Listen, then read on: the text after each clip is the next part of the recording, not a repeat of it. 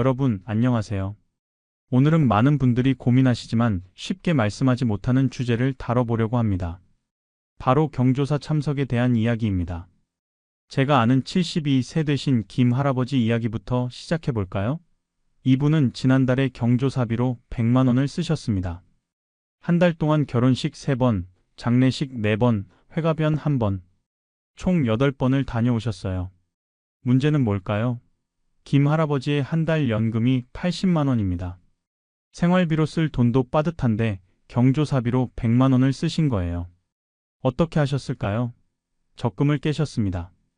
노후를 위해 모아둔 소중한 돈을요. 김 할아버지는 제게 이렇게 말씀하셨습니다. 가기 싫었어요. 솔직히 말하면 그 사람들이 나한테 뭘 해준 것도 없고 나도 별로 친하지 않아요. 그런데 안 가면 뭐라고 할까봐 걱정돼서 갔어요. 체면이 말이 아니에요. 이게 비단 김 할아버지만의 이야기일까요? 아닙니다. 많은 노년층 분들이 똑같은 고민을 하고 계세요. 경조사에 가야 할까 말아야 할까?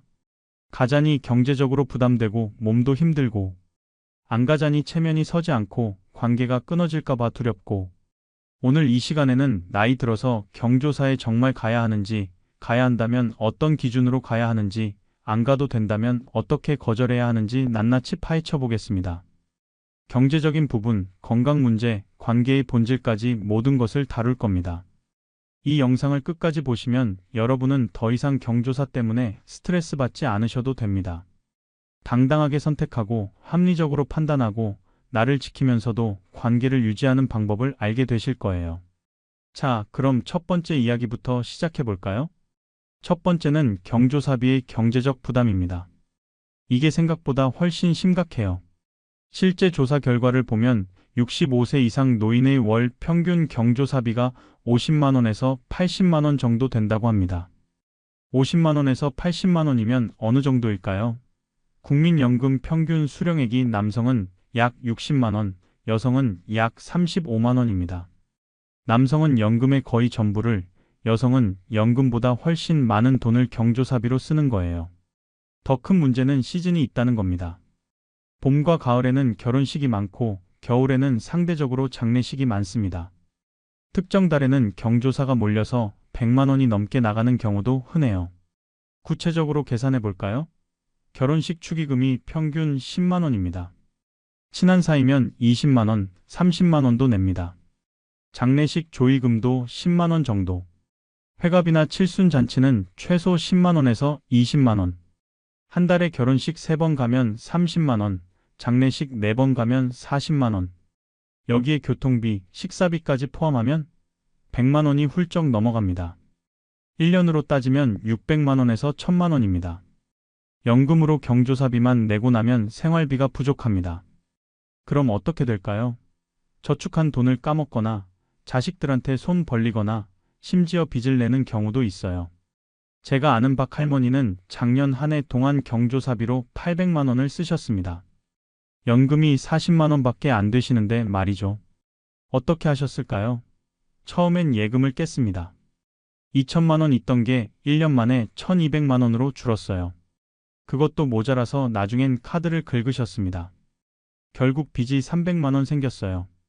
75세 할머니가 카드 빚을 치게 된 겁니다. 이유가 뭘까요? 경조사를 안 가면 사람들이 뭐라고 할까봐, 체면이 깎일까봐, 그래서 어쩔 수 없이 간 거예요. 더 안타까운 건 그렇게 다녀와도 마음이 편하지 않다는 겁니다. 박 할머니 말씀이 돈 쓰고 나면 후회돼요. 이 돈으로 손주 용돈 주고 내가 맛있는 거 먹고 그러면 얼마나 좋을까 하는 생각이 들어요. 그런데 또 청첩장이 오면 안 갈 수가 없어요 라고 하시더라고요. 왜 안 갈 수가 없을까요? 여기엔 여러 이유가 있습니다. 첫째, 과거에 내가 받았으니까 갚아야 한다는 생각. 둘째, 안 가면 관계가 끊어질 거라는 두려움. 셋째, 인색하다는 소리 들을까봐. 넷째, 동네에서 소문날까봐. 그런데 곰곰이 생각해보세요. 정말 다 가야 할까요? 30년 전에 제 결혼식 왔던 사람이라고 해서 지금 그 사람 자녀 결혼식까지 가야 할까요? 10년 동안 연락 한 번 없던 사람 장례식에 꼭 가야 할까요? 실제로 조사해보면 경조사에 갔을 때 주인 측에서 여러분을 기억하는 비율이 얼마나 될까요? 절반도 안 됩니다.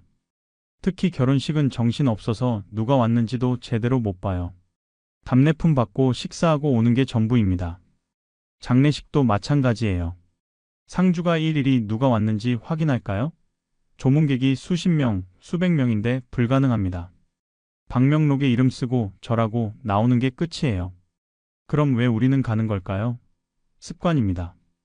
젊었을 때부터 해오던 습관이에요. 그때는 경제적으로 여유가 있었고 몸도 건강했고 관계도 중요했습니다. 직장 동료, 사업 관계자, 동네 사람들과의 관계가 실제로 도움이 됐어요. 하지만 지금은 다릅니다. 은퇴했고 경제적으로 빠듯하고 몸도 예전 같지 않습니다. 관계의 성격도 바뀌었어요. 실제로 도움을 주고받는 관계가 아니라 형식적인 관계가 된 경우가 많습니다. 그럼 어떻게 해야 할까요? 기준을 정해야 합니다. 합리적인 경조사 참석 기준을요? 제가 추천하는 기준을 말씀드리겠습니다. 첫째, 경제적 기준입니다. 한 달 경조사비를 연금의 10% 이내로 제한하세요. 연금이 100만 원이면 경조사비는 10만 원까지만. 이 선을 지키세요. 초과하면 과감히 거절하는 겁니다. 둘째, 관계 기준입니다. 1년에 한 번 이상 연락하는 사이인가요? 진심으로 축하하거나 위로하고 싶은 마음이 드나요? 그런 관계만 가세요. 형식적인 관계는 과감히 정리하세요. 셋째, 거리 기준입니다. 집에서 1시간 이상 걸리는 곳은 신중하게 판단하세요. 몸이 힘들고 교통비도 많이 들고 위험하기까지 합니다. 정말 가야 할 경우가 아니면 거절하세요. 넷째, 건강 기준입니다. 몸이 불편하거나 날씨가 나쁘면 무조건 안 가세요. 건강이 우선입니다. 체면보다 생명이 중요해요. 이 네 가지 기준으로 판단하면 실제로 가야 할 경조사는 반 이하로 줄어듭니다. 한 달에 8번 가던 게 3번으로 줄어들어요. 경조사비도 100만 원에서 30만 원으로 줄고요. 실제로 이렇게 하신 분이 계십니다. 정할아버지는 70세부터 경조사 기준을 정하셨어요. 경조사비는 한 달에 20만 원까지만, 거리는 1시간 이내, 1년에 한 번 이상 만나는 사람만, 이렇게 세 가지 원칙을 세우셨습니다. 처음엔 주변에서 뭐라고 했습니다. 너무 인색하다, 체면이 없다, 관계가 끊어진다, 이런 말들을 들으셨어요. 그런데 정할아버지는 흔들리지 않으셨습니다. 원칙을 지키셨어요. 5년이 지난 지금 어떻게 되셨을까요? 경제적으로 안정되셨습니다. 5년 동안 절약한 경조사비만 2천만 원이 넘어요. 그 돈으로 손주들 교육비도 보태주시고 부부 여행도 다녀오시고 건강관리도 하셨습니다. 관계는 끊어졌을까요? 아니에요. 진짜 중요한 관계는 더 돈독해졌습니다. 형식적으로 만나던 사람들은 자연스럽게 멀어졌지만 그게 오히려 좋았다고 하세요. 스트레스가 줄었고 진짜 친구들과 더 자주 만나게 됐다고 합니다. 정리하겠습니다. 경조사비는 노년기에 엄청난 경제적 부담입니다. 무조건 다 가는 게 아니라 합리적인 기준을 세워서 선택적으로 가세요. 연금의 10% 이내, 진심으로 축하하고 싶은 관계, 1시간 이내 거리, 건강 상태의 양호. 이 기준으로 판단하세요. 두 번째는 몸이 따라주지 않는다는 겁니다. 나이가 들면 체력이 떨어지는 건 당연한 일이에요. 그런데 경조사는 생각보다 체력 소모가 큽니다. 먼저 이동부터 힘듭니다. 결혼식장이나 장례식장이 집 근처에 있으면 다행인데 대부분 멀리 있어요. 차로 1시간, 2시간 가는 경우도 흔합니다. 대중교통을 이용하면 더 힘들고요. 70세가 넘으면 1시간만 앉아 있어도 허리가 아픕니다. 무릎도 붓고요. 지하철이나 버스를 타면 서 있어야 할 때도 있어요. 넘어질 위험도 있고요. 차를 직접 운전하는 것도 위험합니다. 장거리 운전은 집중력을 요구하는데 노인은 쉽게 피로해져서 사고 위험이 높아요. 제가 아는 최할아버지는 75세에 손주 결혼식 때문에 부산까지 다녀오셨습니다. 서울에서 부산까지 차로 4시간 걸렸어요. 왕복 8시간입니다. 결혼식 참석 시간까지 포함하면 하루 종일 밖에 계신 거예요. 그날 저녁 집에 돌아오셔서 쓰러지셨습니다. 탈진하신 거예요. 다행히 큰일은 없었지만 일주일 동안 침대에 누워 계셔야 했습니다. 허리도 아프고 다리도 붓고 혈압도 올라서요. 이동뿐만이 아닙니다. 경조사장의 환경도 문제예요. 결혼식장은 보통 호텔이나 예식장인데 사람이 많고 시끄럽습니다. 에어컨이나 히터를 세게 틀어서 공기도 탁해요. 화장실도 멀고 자리도 불편합니다. 장례식장은 더 힘듭니다. 지하에 있는 경우가 많아서 공기가 안 좋고 냄새도 나고 습하기까지 해요. 오랫동안 서 있거나 앉아 있어야 하는데 무릎이 안 좋으신 분들은 정말 힘듭니다. 그리고 식사 문제가 있습니다. 경조사 음식은 대부분 짜고 기름지고 자극적이에요. 당뇨나 고혈압이 있으신 분들한테는 독입니다. 그런데 안 먹을 수도 없는 게 식사 대접을 받는 게 경조사 예절 아닙니까? 더 큰 문제는 음주 강요입니다. 특히 장례식장에서 한잔하세요. 이거라도 드세요 하면서 술을 권해요. 거절하기도 어렵고 분위기상 마시게 되는데 노인한테 술은 정말 위험합니다. 실제 사례를 들어볼게요. 강 할아버지는 72세의 친구 장례식에 다녀오셨습니다. 겨울이었어요. 영하 10도까지 내려간 추운 날씨였습니다. 장례식장까지 가는데 1시간 반 걸렸고요. 장례식장에서 조문하고 상주와 이야기하고 친구들 만나서 술도 한잔하셨습니다. 그리고 집에 돌아오시는데 갑자기 가슴이 아프기 시작하셨어요. 숨도 차고요. 응급실에 실려 가셨는데 협심증이었습니다. 의사 선생님 말씀이 추운 날씨에 장시간 밖에 있으면서 스트레스 받고 술까지 마셔서 혈관이 수축된 거라고 하시더군요. 자칫하면 심근경색으로 이어질 수 있었대요. 겨울철 경조사가 특히 위험합니다. 추운 날씨에 외출하면 혈관이 급격히 수축해서 뇌졸중이나 심근경색 위험이 높아져요. 실제로 통계를 보면 겨울철 노인 돌연사의 상당수가 외출 중에 발생한다고 합니다. 여름도 만만치 않습니다. 더운 날씨에 오래 서 있거나 걸으면 탈수가 옵니다.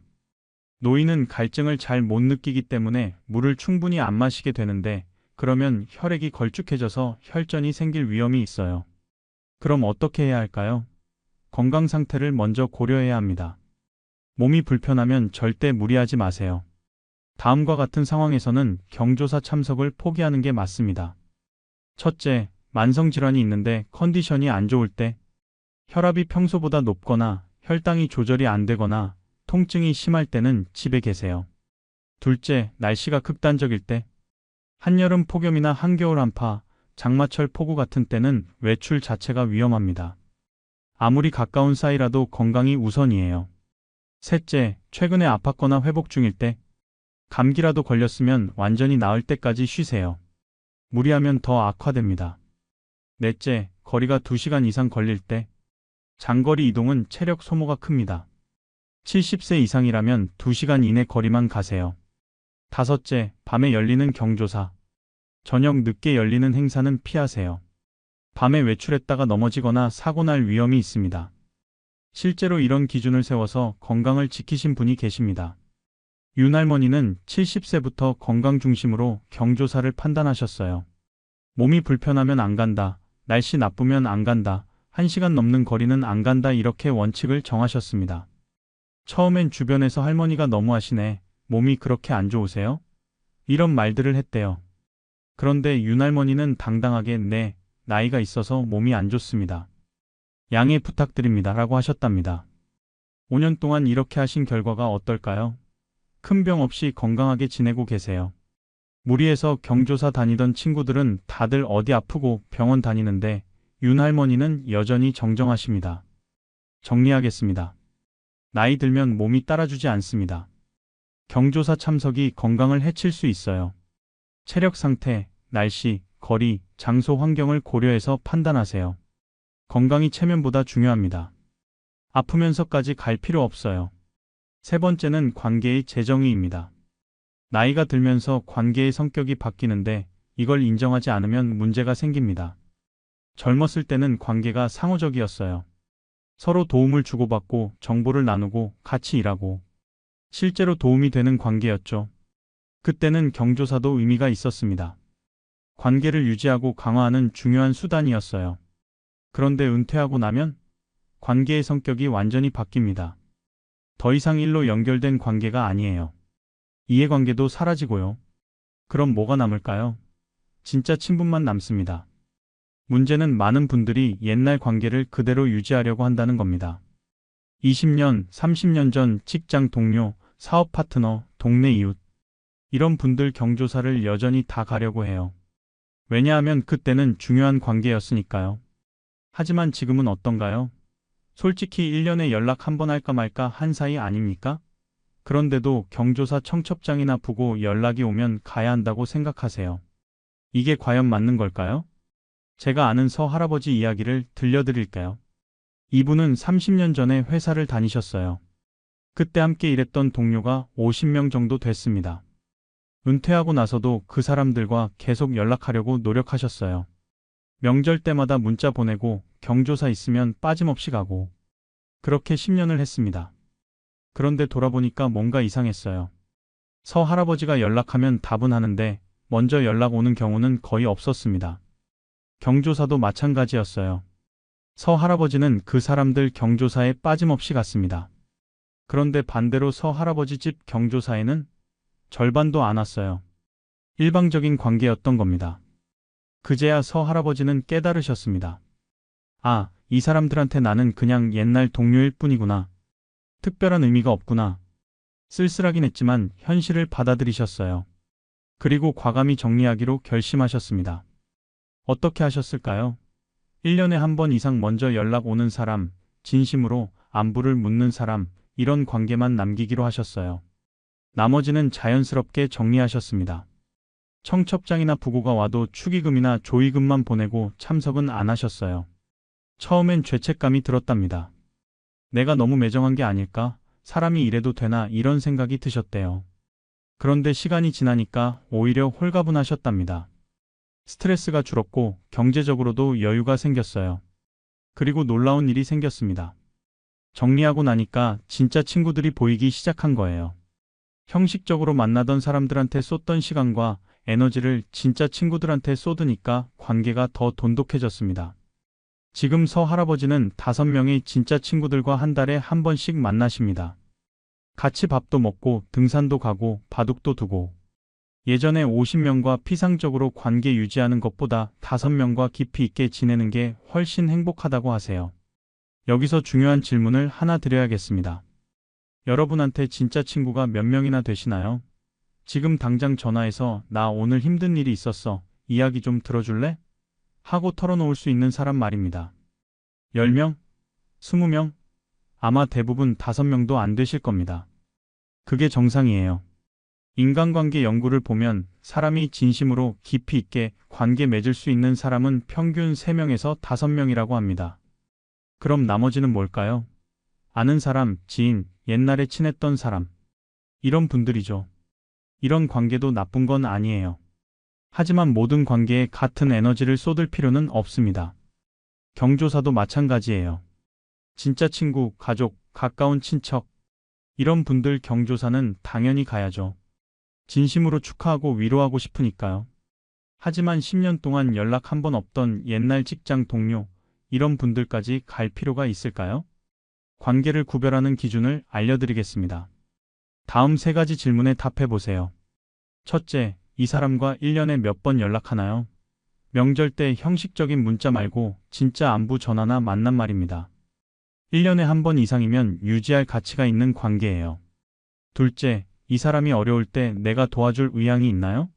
진심으로 도움을 주고 싶은 마음이 드나요? 그렇다면 중요한 관계입니다.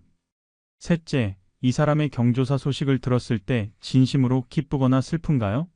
아니면 그냥 아, 그렇구나 정도인가요? 진심이 움직이면 가야 할 관계예요. 이 3가지 중 2가지 이상의 예라고 답하면 유지할 가치가 있는 관계입니다. 경조사도 가세요.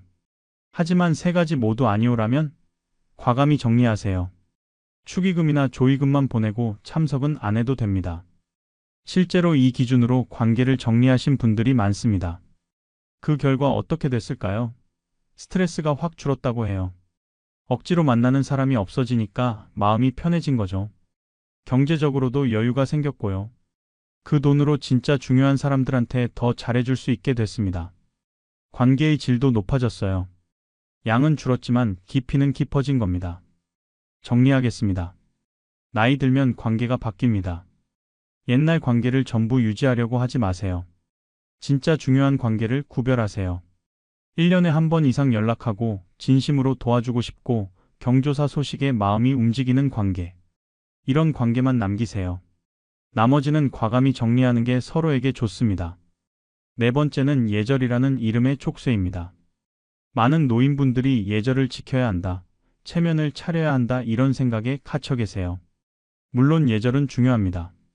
사람 사이의 기본적인 도리죠. 문제는 과도한 예절 강요예요.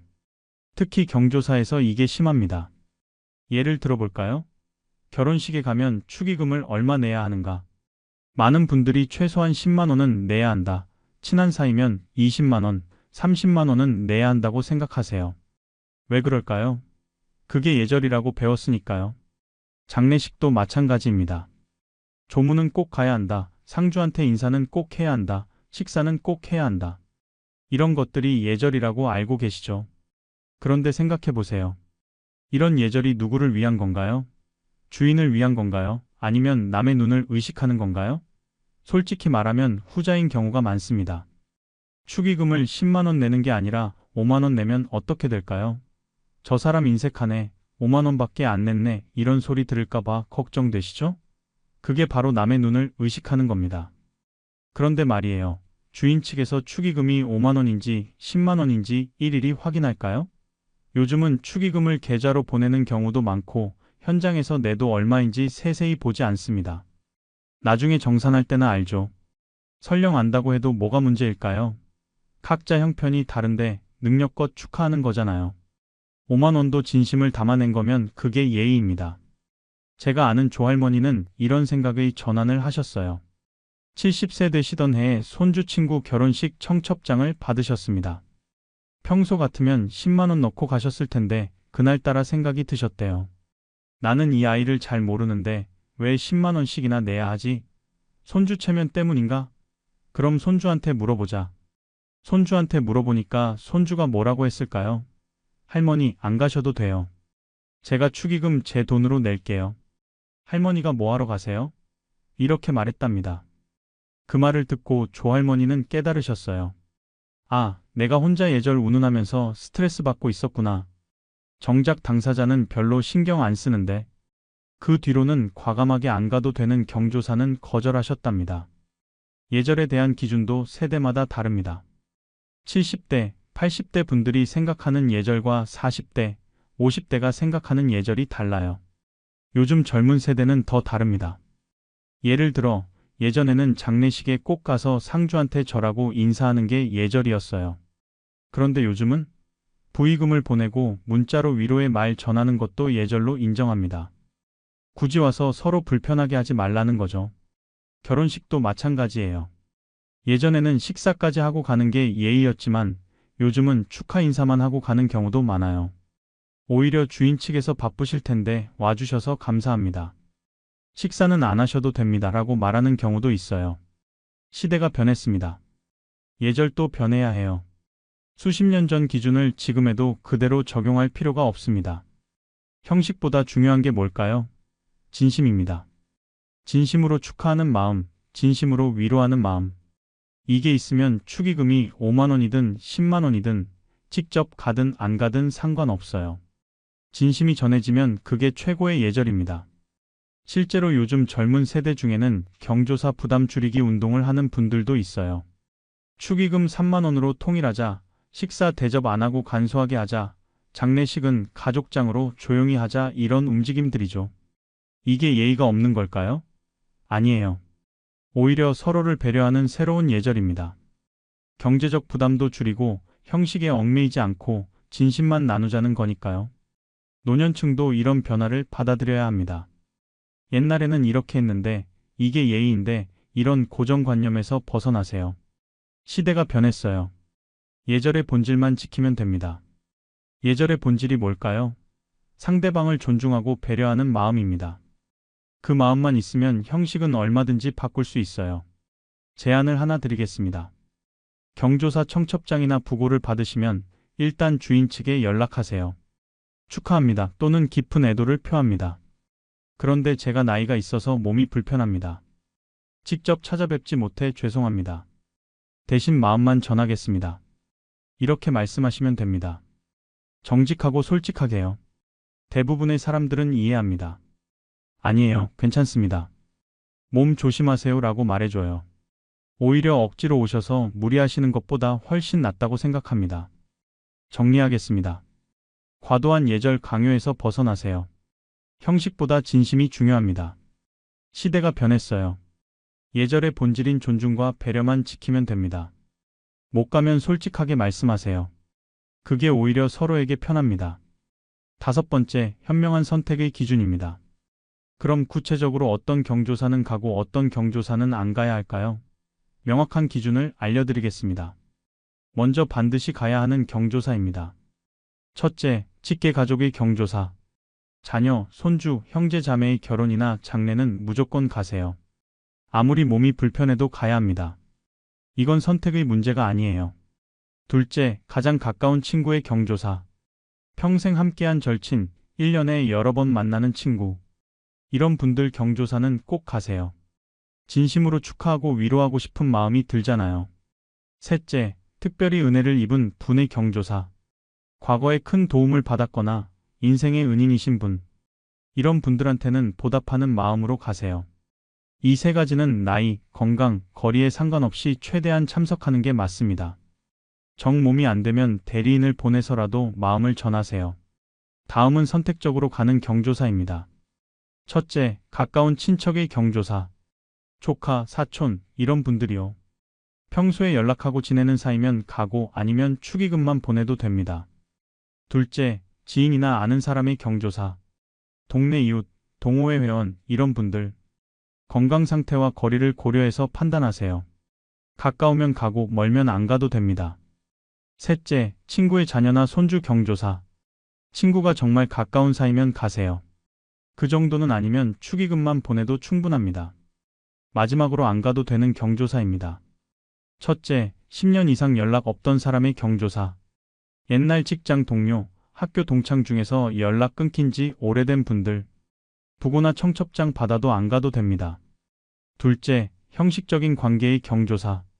명절 때 형식적으로 문자만 주고받는 사이, 우연히 알게 된 사이. 이런 분들 경조사는 굳이 갈 필요 없어요. 셋째, 몸이 불편하거나 날씨가 나쁜 날의 경조사. 건강이 최우선입니다. 아무리 가까운 사이라도 무리하지 마세요. 넷째, 경제적으로 부담되는 시기의 경조사. 한 달의 경조사비가 이미 많이 나간 상태에서 또 청첩장이나 부고가 오면 과감히 거절하세요. 나이별로도 기준이 다릅니다. 60대까지는 건강하시니까 웬만한 경조사는 다 가셔도 됩니다. 하지만 70대부터는 선택적으로 가세요. 위에서 말씀드린 기준으로 판단하시면 됩니다. 80대 이상이면 더 엄격하게 제한하세요. 직계 가족과 정말 가까운 친구 경조사만 가시고 나머지는 축의금이나 조의금만 보내세요. 몸을 무리하게 하면 안 됩니다. 상황별 판단 기준도 알려드리겠습니다.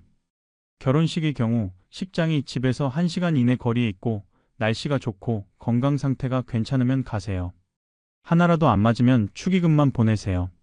장례식은 좀 더 신중해야 합니다. 장례식장 환경이 안 좋은 경우가 많으니까요. 정말 가까운 사이가 아니면 조문 대신 조의금과 위로의 말씀만 전해도 됩니다.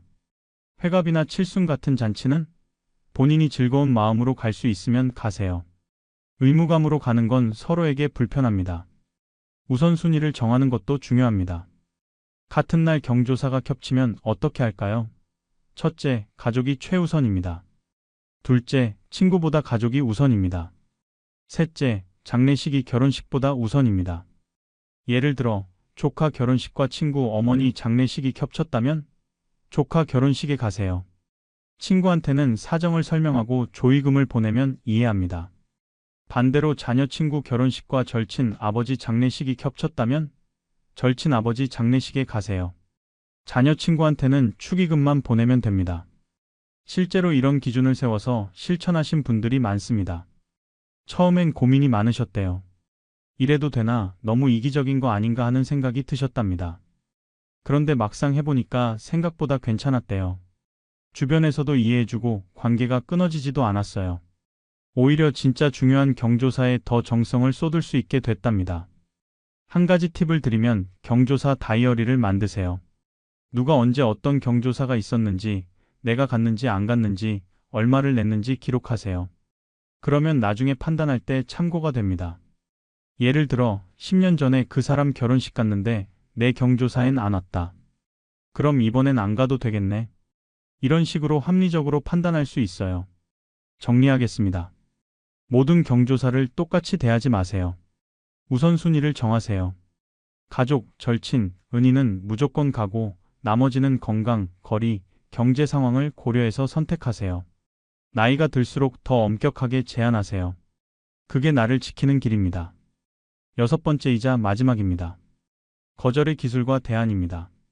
안 가기로 결정했으면 어떻게 거절해야 할까요? 상처 주지 않고 거절하는 방법을 알려드리겠습니다. 첫째, 정직하게 말씀하세요. 거짓말하지 마세요. 그날 다른 약속이 있어서라고 둘러대지 말고 나이가 있어서 몸이 불편해서 못 가겠습니다라고 솔직하게 말씀하세요. 둘째, 미안한 마음을 전하세요. 직접 찾아뵙지 못해 죄송합니다. 함께하지 못해 아쉽습니다. 이런 표현을 넣으세요. 진심이 담기면 상대방도 이해합니다. 셋째, 축하나 위로의 말을 꼭 하세요. 안 간다고 해서 무관심한 게 아니라는 걸 보여줘야 해요. 진심으로 축하드립니다. 깊은 애도를 표합니다. 이런 말을 빼먹지 마세요. 넷째, 대안을 제시하세요. 직접 가진 못하지만 마음만이라도 전하겠습니다. 나중에 따로 뵙겠습니다. 이렇게 말하면 상대방도 섭섭해하지 않습니다. 실제 예문을 알려드릴게요. 결혼식 거절 문자는 이렇게 쓰세요. 55씨, 결혼을 진심으로 축하드립니다. 그런데 제가 나이가 있어 몸이 불편해서 직접 참석하지 못할 것 같습니다. 양해 부탁드립니다. 대신 작은 마음이나마 전하겠습니다. 두 분의 앞날에 행복만 가득하길 기원합니다. 장례식 거절 문자는 이렇게요. 55님, 큰 상을 당하셨다는 소식 듣고 마음이 아픕니다. 직접 조문 가서 위로 말씀드려야 하는데 건강이 좋지 않아 찾아뵙지 못할 것 같습니다. 너무 죄송합니다. 고인의 명복을 빕니다. 유가족 분들께도 깊은 애도를 표합니다. 이렇게 문자를 보내면 대부분 이해해 줍니다. 아니에요, 괜찮습니다. 몸 조심하세요 라고 답이 옵니다. 억지로 오라고 하지 않아요. 전화로 말씀하실 때도 비슷합니다. 정직하게 미안한 마음을 담아서 축하나 위로의 말을 하세요. 목소리에 진심이 담기면 상대방이 느낍니다. 다음은 축의금이나 조의금 전달 방법입니다. 요즘은 계좌이체가 일반적이에요. 청첩장이나 부고에 계좌번호가 적혀 있으면 그리로 보내시면 됩니다. 금액은 얼마가 적당할까요? 가족이나 절친은 10만 원 이상, 일반 지인은 5만 원 정도면 충분합니다. 형편이 어려우시면 3만 원도 괜찮아요. 중요한 건 금액이 아니라 마음입니다. 계좌 이체하실 때 메시지를 함께 보내세요. 축하합니다. 행복하세요 또는 깊은 애도를 표합니다. 힘내세요 이런 짧은 말이라도 전하면 훨씬 좋습니다. 계좌번호를 모르면 어떻게 할까요? 직접 전화해서 물어보세요. 축하드립니다. 계좌번호 알려주시겠어요? 이렇게요. 전혀 이상한 게 아닙니다. 요즘 다들 이렇게 합니다. 또 다른 방법도 있습니다. 택배로 선물을 보내는 거예요. 결혼 축하 선물이나 조의 선물을 택배로 보내면 마음이 전해집니다. 가격은 부담 안 되는 선에서 정하세요. 직접 찾아뵙는 방법도 있습니다. 경조사 당일은 못 가더라도 며칠 뒤에 따로 찾아뵙는 거예요. 결혼식이었으면 신혼집에 가서 축하 인사드리고 장례식이었으면 집에 가서 위로 말씀드리고 이게 오히려 더 좋을 수도 있어요. 경조사 당일은 정신 없잖아요. 며칠 뒤 조용히 찾아가면 제대로 이야기할 수 있습니다. 물론 이것도 건강과 형편이 되실 때만 하세요. 전화통화도 좋은 대안입니다. 결혼식 다음날 전화해서 어제 정말 축하드립니다. 직접 못 가서 미안해요. 행복하게 잘 사세요 라고 말하는 거예요. 목소리로 진심을 전하면 상대방도 감동합니다.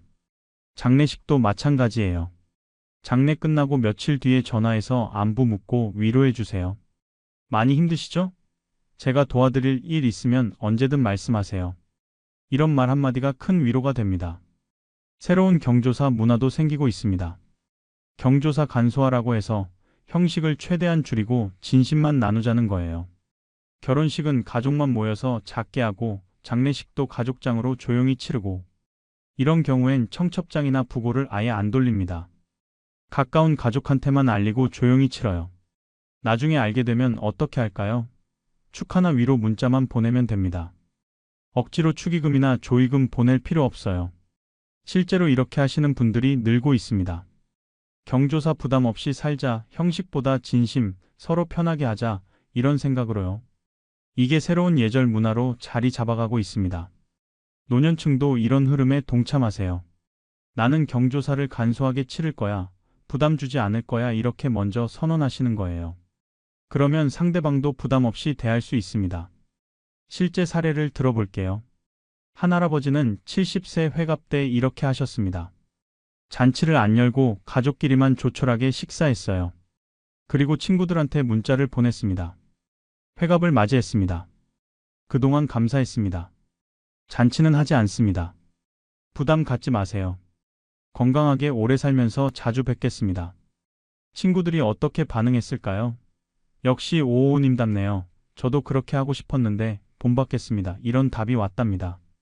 오히려 존경받으셨어요. 정리하겠습니다. 안 가기로 했으면 당당하게 거절하세요. 정직하게 미안한 마음과 축하 위로의 말을 담아서요.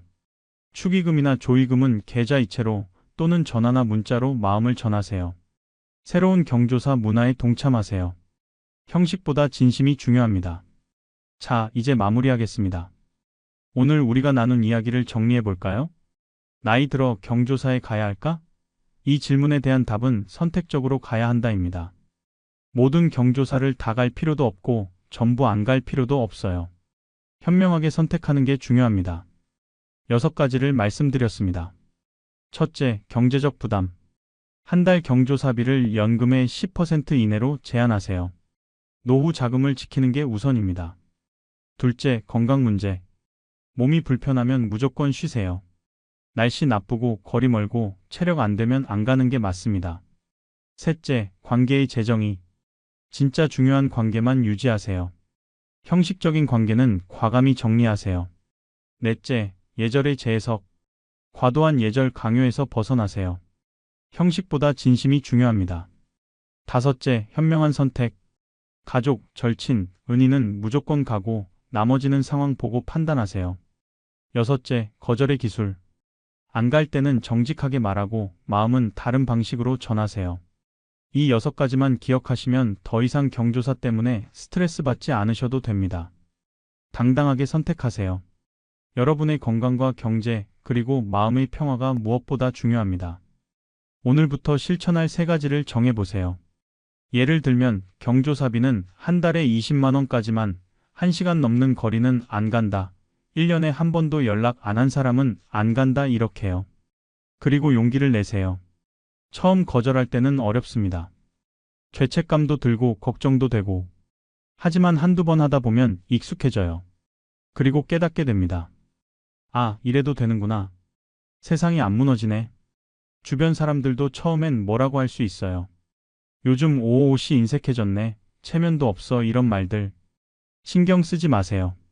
그런 말하는 사람들은 여러분의 건강도 경제도 행복도 책임져 주지 않습니다. 진짜 여러분을 아끼는 사람들은 이해합니다. 나이도 있으신데 무리하지 마세요. 건강이 최고죠. 편하게 하세요. 이렇게 말해줍니다. 그런 사람들이 진짜 소중한 사람들이에요. 마지막으로 한 가지만 더 말씀드리겠습니다. 나이 든다는 건 자유로워진다는 뜻입니다. 더 이상 남의 눈치 볼 필요 없어요. 체면이나 형식에 얽매일 필요도 없고요. 젊었을 때는 관계도 유지해야 하고 체면도 세워야 하고 그래서 어쩔 수 없이 했던 일들이 있었어요. 하지만 지금은 다릅니다. 은퇴했고 책임도 줄었고 이제는 나를 위해 살 때입니다. 경조사도 마찬가지예요. 내가 진심으로 가고 싶은 곳만 가세요. 의무감으로 체면 때문에 남의 눈 때문에 가지 마세요. 그런 건 스트레스만 쌓입니다. 나를 지키면서도 관계를 유지하는 방법은 얼마든지 있습니다. 직접 안 가도 마음은 전할 수 있어요. 전화 한 통, 문자 한 줄, 축의금 이체. 이것만으로도 충분합니다. 여러분의 노년이 경조사 스트레스 없이 평화롭고 행복하기를 진심으로 바랍니다. 건강을 지키시고 경제를 지키시고 무엇보다 마음의 평화를 지키세요. 오늘 이야기가 도움이 되셨다면 주변 분들께도 꼭 알려주세요. 함께 현명한 노년을 살아갑시다. 다음 시간에는 나이 들어 꼭 해야 할 것들에 대해 이야기해 보겠습니다. 하지 말아야 할 것만큼이나 해야 할 것도 중요하니까요. 꼭 찾아와 주세요. 오늘 영상 여기까지입니다. 시청해 주셔서 감사합니다. 건강하세요. 그리고 당당하게 사세요. 여러분, 안녕하세요. 오늘은 정말 흥미로운 이야기로 시작하려고 합니다. 제가 최근 3개월 동안 80대 어르신 100명을 만나서 인터뷰를 했어요. 질문은 딱 두 가지였습니다. 노후에 가장 후회하는 소비가 뭐예요? 꼭 했어야 했는데 안 해서 후회하는 소비가 뭐예요? 그 결과가 정말 놀라웠습니다. 그리고 그 중에서 가장 인상 깊었던 두 분의 이야기를 먼저 들려드릴까요? 할머니 A, 82세.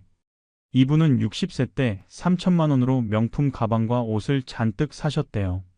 친구들 만날 때 초라해 보이기 싫어서 였답니다. 지금 그 가방과 옷들이 어디 있냐고요? 장롱 깊숙이 처박혀 있어요. 20년 동안 한 번도 안 꺼내봤대요. 그분이 저한테 이렇게 말씀하셨어요. 그 돈이 있었으면 남편이랑 해외여행이라도 갔을 텐데. 남편이 70세에 돌아가셨거든. 60대 초반에 건강할 때 여행 갈 수 있었는데 명품 가방 사느라 못 갔어. 지금 생각하면 그게 제일 후회돼. 가방은 남았는데 남편과의 추억은 못 만들었잖아. 할아버지 B, 85세. 이분은 65세 때 3천만 원으로 치아 전체를 임플란트로 하셨대요. 비싸긴 한데 그래도 이빨이 있어야 밥을 먹지 하시면서 결정하셨답니다. 지금 그분이 뭐라고 하시는지 아세요? 내 인생 최고의 투자였어. 20년 동안 불편함 없이 뭐든지 먹을 수 있었어. 친구들은 이빨 없어서 고생하는데 나는 80 넘어서도 고기도 먹고 과일도 먹고 3천만 원이 아깝지 않아. 오히려 더 일찍 할 걸 그랬어. 여러분, 똑같은 3천만 원입니다. 한 분은 평생 후회하고 한 분은 최고의 선택이었다고 하세요. 이 차이가 뭘까요? 오늘 제가 80대 어르신 100명을 인터뷰한 결과를 바탕으로 노후에 가장 후회하는 소비와 꼭 했어야 할 소비를 정리해서 말씀드리겠습니다. 이거 정말 중요합니다. 왜냐하면 여러분은 아직 그 선택을 할 수 있는 시간이 있으니까요. 지금 50대, 60대, 70대 초반이신 분들, 오늘 이 영상 보시고 현명한 선택하시길 바랍니다. 80대 되어서 그때 이 영상 봤는데 왜 안 들었지 하고 후회하지 마시고요. 자, 그럼 시작하겠습니다. 먼저 가장 후회하는 소비부터 들어가 보겠습니다. 첫 번째는요, 자식 결혼식에 과시용으로 성대하게 치른 잔치입니다. 이게 100명 중에 37명이 언급하셨어요. 제일 많았습니다. 제가 만난 70대 할머니 한 분은 10년 전에 딸 결혼시키면서 5천만 원을 썼대요. 특급 호텔에서 300명 하객 초대하고 패백도 최고급으로 하고 예단도 엄청나게 차리고. 왜 그렇게 하셨어요? 여쭤봤더니 우리 딸이 외동딸이잖아. 그리고 주변에서 다들 그렇게 하니까. 우리만 초라하게 하면 안 되잖아. 신랑 쪽에서도 무시할까 봐. 그런데 지금은 뭐라고 하시는지 아세요? 그날 온 300명 중에 지금까지 연락하는 사람이 몇 명이나 될까? 10명도 안 돼. 그 사람들한테 잘 보이려고 5천만 원을 쓴 거야. 정말 바보 같았어. 차라리 그 돈으로 딸한테 전세금을 보태줄걸. 딸이 지금도 전세 살면서 고생하는데 나는 결혼식에 5천만 원을 썼어. 하루 잔치에. 지금 생각하면 정말 아깝고 후회돼. 또 다른 60대 할아버지는 아들 결혼시키면서 7천만 원을 쓰셨대요. 최고급 호텔, 최고급 음식, 최고급 예물. 우리 집안 체면이 있는데 하시면서요. 그런데 문제는 그 돈 때문에 본인 노후 자금이 바닥났다는 겁니다. 은퇴금으로 받은 돈의 절반을 결혼식에 쓰신 거예요. 지금은 매달 국민연금 90만 원으로 사세요. 아들한테 잘 보이려고, 사돈들한테 잘 보이려고 그렇게 했는데 지금 아들이 나한테 뭐 해줘? 명절 때나 한번 오지. 차라리 그 돈 아껴서 내가 편하게 살걸. 하루 잔치가 뭐가 중요해. 그 돈이면 10년은 더 여유롭게 살았을 텐데. 여러분, 결혼식은 시작일 뿐입니다.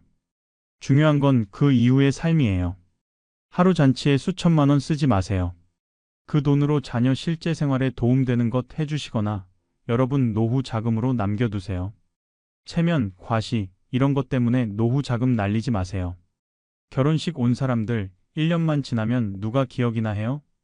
두 번째는요, 효과 없는 고가 건강식품입니다.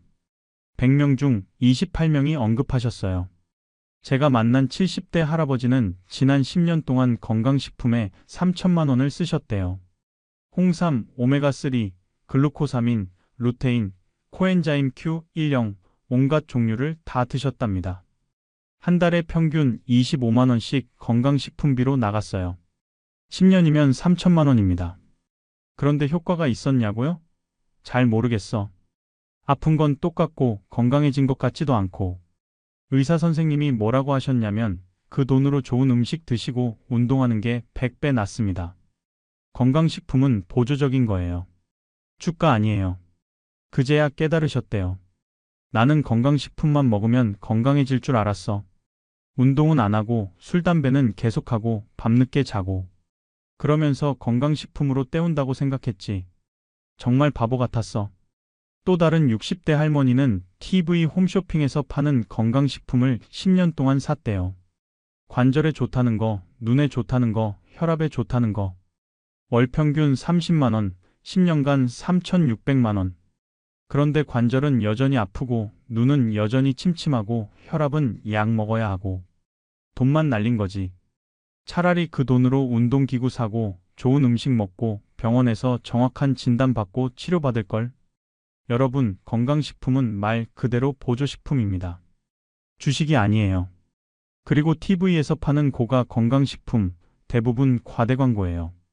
차라리 그 돈으로 신선한 채소, 과일, 생선, 고기 사 드세요. 그게 100배 낫습니다.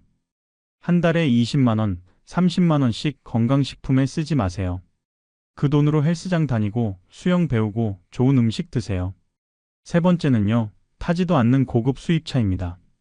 100명 중 19명이 언급하셨어요.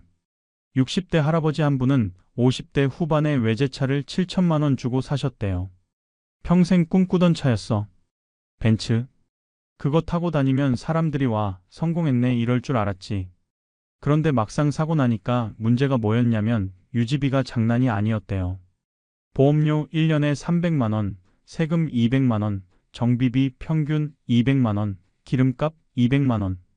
1년에 최소 900만 원이 나간 거예요. 그리고 실제로 차를 타는 시간은 일주일에 한두 번. 대부분 집 주차장에 세워져 있었답니다. 은퇴하고 나니까 갈 데가 없더라고. 회사도 안 가고 골프도 돈 아까워서 못 치고. 그냥 집에만 있으니까 차가 필요 없어. 5년 타다가 팔았는데 3천만 원에 팔렸대요. 7천만 원 주고 산 차가 5년 만에 3천만 원. 4천만 원 손해보고 거기에 5년간 유지비 4,500만 원. 총 8,500만 원을 날린 거예요. 그 돈이면 10년은 택시 타고 다닐 수 있었어. 아니, 차라리 그 돈으로 여행이라도 다닐걸? 차는 체면 때문에 산 건데 결국 나만 손해본 거야. 또 다른 분은 수입 SUV를 1억 원 주고 사셨대요. 큰 차 타야 폼 나잖아. 그런데 은퇴하고 나니까 그 큰 차가 부담이었대요. 주차하기도 불편하고 기름값도 많이 들고 보험료도 비싸고. 결국 3년 만에 5천만 원에 팔고 경차로 바꾸셨답니다. 왜 진작 이렇게 안 했을까? 경차로도 충분해. 아니, 사실 차 없어도 돼. 지하철, 버스 다 있는데? 여러분, 은퇴 후에 고급차 필요 없습니다. 체면 챙기려고 비싼 차 사지 마세요. 그 돈 아껴서 다른 데 쓰세요. 네 번째는요, 쓰지도 않는 골프 회원권입니다.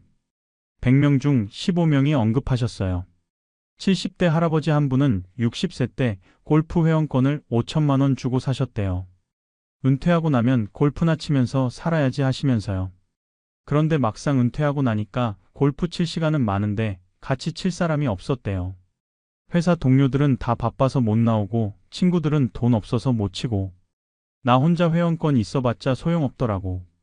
억지로 다른 사람들 구해서 몇 번 쳤는데 한 번 칠 때마다 캐디피, 식사비, 카트비 다 합치면 15만 원씩 들었대요.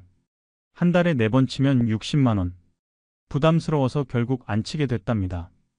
회원권은 10년 동안 갖고 계셨는데 실제로 친 건 1년에 5번 정도. 10년간 50번 친 거예요. 한 번에 100만 원씩 친 셈이죠. 결국 작년에 회원권을 팔았는데 2천만 원밖에 안 됐대요. 5천만 원 주고 산 게 10년 만에 2천만 원. 3천만 원 손해본 거예요. 그 5천만 원이 있었으면 뭐든지 할 수 있었을 텐데. 여행도 가고 취미 생활도 하고. 근데 골프 회원권 하나에 묶여서 10년을 낭비했어. 정말 후회돼. 여러분, 은퇴 후 생활을 과대평가하지 마세요. 골프 회원권 같은 거 사지 마세요. 필요하면 그때그때 퍼블릭에서 치면 됩니다. 수천만 원짜리 회원권 나중에 종이 쪼가리 됩니다. 다섯 번째는요, 명품 옷과 가방입니다. 100명 중 13명, 특히 여성분들이 많이 언급하셨어요. 60대 할머니 한 분은 50대 때 명품에 완전히 빠지셨대요. 샤넬 가방, 에르메스 스카프, 구찌 옷. 10년 동안 3천만 원을 썼답니다. 친구들 만날 때 명품 들고 가야 무시 안 당하잖아. 그리고 백화점에서 명품 살 때 그 기분이 좋았어. 내가 뭔가 대단한 사람이 된 것 같고. 그런데 60세가 넘어가니까 명품이 별로 의미가 없어지더래요. 나이 들으니까 명품 가방 들고 다녀도 아무도 안 봐. 오히려 저 나이에 뭐 저래 이런 시선도 느껴지고. 그리고 코로나 이후로는 모임 자체가 줄어들어서 쓸 일이 없대요. 지금은 그 명품들이 다 장롱 속에 처박혀 있어요. 한 번씩 꺼내서 보면 한숨만 나와. 이게 3천만 원어치야. 이 돈이면 뭘 못했겠어. 팔려고 중고 시장 알아봤는데 10분의 1 가격밖에 안 된대요. 300만 원짜리 가방이 지금은 30만 원. 누가 사겠어? 그냥 집에 쌓여만 가. 또 다른 할머니는 명품 옷을 엄청 사셨는데 지금은 사이즈가 안 맞아서 못 입으신대요. 나이 들면서 살이 찌고 몸이 변했어. 예전에 입던 옷들은 다 작아. 비싼 옷인데 못 입으니까 더 아까워. 여러분, 명품은 나이 들어서 별 의미 없습니다. 젊었을 때나 폼나지 70, 80 되면 그냥 편한 옷이 최고예요. 명품에 돈 쓰지 마세요. 여섯 번째는요, 자식 사업 자금 무분별한 지원입니다. 100명 중 11명이 언급하셨어요. 70대 할아버지 한 분은 아들이 사업한다고 해서 1억 원을 빌려주셨대요. 은퇴금 전부였습니다. 우리 아들 사업 잘 되면 나도 좋잖아. 그리고 아들이 성공하는 걸 보고 싶었어. 그런데 아들 사업이 3년 만에 망했어요. 1억 원은 다 날아갔고 아들은 빚만 잔뜩 지고. 아버지 죄송해요. 나중에 갚을게요 했는데 7년이 지난 지금까지 한 푼도 못 갚았답니다. 그 할아버지는 지금 국민연금 100만 원으로 사세요. 1억 원이 있었으면 여유롭게 살 수 있었는데 지금은 매달 쪼들리면서 사십니다. 아들한테 섭섭하지. 솔직히 내 노후 자금을 다 줬는데 지금 아들은 나 신경도 안 써. 명절 때나 한 번 오지. 1억 원이 뭐가 중요해. 아들만 잘 되면 되지. 근데 아들도 안 잘 되고 나만 거지 됐어. 또 다른 분은 딸 가게 차려준다고 5천만 원을 주셨대요. 그런데 1년 만에 가게 접었고 돈은 하나도 못 받으셨답니다. 딸이 미안해하긴 하는데 뭐 어쩌겠어. 이미 쓴 돈인데. 여러분, 자식이 사업한다고 해서 무조건 지원하지 마세요. 특히 노후 자금 전부를 주는 건 정말 위험합니다. 사업은 언제든지 망할 수 있어요. 그 리스크를 여러분이 떠안지 마세요. 자, 이제 반대로 꼭 했어야 할 소비에 대해 말씀드리겠습니다. 80대 어르신들이 그때 이거 했으면 인생이 달랐을 텐데 하고 후회하시는 것들이에요. 첫 번째는요, 50대 때 치아 임플란트입니다. 100명 중 42명이 언급하셨어요. 압도적으로 1위였습니다. 80대 할머니 한 분은 50대 때 이가 빠지기 시작했는데 비싸서 임플란트를 안 하셨대요. 그냥 틀니로 버티셨답니다. 임플란트 한 개에 100만 원이나 해. 너무 비싸. 틀니로도 충분해. 그런데 70대가 되니까 더 이상 못 참겠더래요. 음식을 제대로 씹지 못하니까 소화도 안 되고 영양 상태도 나빠지고 말하기도 불편하고. 결국 72세에 임플란트를 하기로 결정하셨어요. 문제는 비용이었습니다. 50대 때는 임플란트 10개 하는데 1,000만 원이면 됐을 거예요. 그런데 20년을 미루는 사이에 잇몸뼈가 많이 없어져서 뼈 이식 수술도 같이 해야 했답니다. 비용이 3천만 원이 나왔어요. 50대 때 1,000만 원이 아까워서 안 했는데 결국 70대에 3천만 원을 쓴 거야. 3배야. 그리고 20년 동안 얼마나 불편하게 살았는데. 정말 바보 같았어. 그때 그냥 할 걸. 또 다른 할아버지는 60대 초반에 임플란트를 하셨는데 지금 20년이 지났지만 아무 문제 없이 잘 쓰고 계세요. 내 인생 최고의 투자였어. 82살인데도 뭐든지 먹을 수 있어. 고기도 먹고 견과류도 먹고. 친구들은 다 틀니 때문에 고생하는데 나는 편해. 여러분, 치아는 정말 중요합니다. 이가 없으면 제대로 먹을 수 없고 제대로 먹지 못하면 건강이 나빠집니다. 50대, 60대에 이가 빠지기 시작하면 아깝더라도 임플란트 하세요. 미루면 미룰수록 비용만 더 들어갑니다. 두 번째는요, 60대 초반 부부 여행입니다. 100명 중 36명이 언급하셨어요. 80대 할머니 한 분은 남편이 은퇴한 65세 때 해외여행을 가자고 하셨대요. 여보, 우리 평생 일만 했잖아. 이제 좀 놀자. 유럽 한번 가보자. 그런데 할머니가 반대하셨답니다. 돈 아까워. 유럽 여행 가면 2천만 원은 들어. 그 돈이면 몇 년을 쓸 수 있는데 나중에 가도 돼. 결국 안 가셨어요. 그런데 70세가 되니까 남편이 중풍으로 쓰러지셨어요. 지금은 휠체어 생활을 하세요. 여행은커녕 집 밖에 나가기도 힘들어요. 그 할머니가 저한테 우시면서 이렇게 말씀하셨어요. 내가 그때 여행을 갔어야 했어. 돈이 뭐가 중요해. 남편이랑 건강할 때 추억 만드는 게 중요하지. 지금은 2천만 원이 있어도 여행을 갈 수가 없어. 남편이 이러니까. 그때 그 2천만 원만 썼어도 평생 좋은 추억으로 남았을 텐데. 또 다른 할아버지는 60세 때 아내랑 세계 일주를 하셨대요. 3천만 원 들었답니다. 주변에서 다들 말렸어. 그 돈 아껴서 노후 대비해야지 그랬지. 근데 나는 지금 아니면 언제 하겠어 하고 갔어. 지금 그분이 뭐라고 하시는지 아세요? 내 인생 최고의 결정이었어. 그때 만든 추억이 지금도 나를 행복하게 해. 아내랑 파리에서 에펠탑 보고 로마에서 콜로세움 보고 그때 얘기를 지금도 해. 3천만 원이 전혀 아깝지 않아. 오히려 더 많이 다닐 걸 그랬어. 여러분, 건강할 때 여행 가세요. 60대 초반, 중반이 골든타임입니다. 70대 넘어가면 체력이 안 돼요. 돈 아끼다가 못 가는 것보다 적당히 써서 추억 만드는 게 100배 낫습니다. 세 번째는요, 정기 건강검진과 조기 치료입니다. 100명 중 31명이 언급하셨어요. 70대 할아버지 한 분은 60대 때 건강검진을 10년 동안 안 받으셨대요. 나는 건강해. 별일 없어. 검진비 아까워. 그러다가 70세에 갑자기 쓰러지셔서 병원 갔는데 대장암 3기였답니다. 의사가 말하길 10년 전에 검진만 받으셨어도 1기나 2기에서 발견했을 겁니다. 그랬으면 간단한 수술로 끝났을 텐데 지금은 항암 치료 받으셔야 해요. 항암 치료비만 2년간 3천만 원 들었고 고통은 말도 못 하셨대요. 10년 동안 검진비 아낀 게 100만 원 정도 돼. 근데 치료비로 3천만 원 쓰고 2년 동안 지옥 같은 고통을 겪었어. 검진비 100만 원이 뭐가 아까워. 그냥 받을 걸. 또 다른 할머니는 매년 빠짐없이 건강검진을 받으셨는데 65세 때 유방암 초기를 발견하셨대요. 바로 수술하셨고 치료비는 300만 원 정도 들었답니다. 지금 15년이 지났는데 완치 상태세요. 만약 검진 안 받았으면 늦게 발견했을 거야. 그럼 지금 살아있지도 못했을 거야. 매년 10만 원씩 검진비 쓰는 게 아깝지 않아. 내 생명을 지킨 거야. 여러분, 정기 검진 꼭 받으세요. 국가건강검진은 무료예요. 그리고 암 검사도 대부분 무료거나 저렴해요.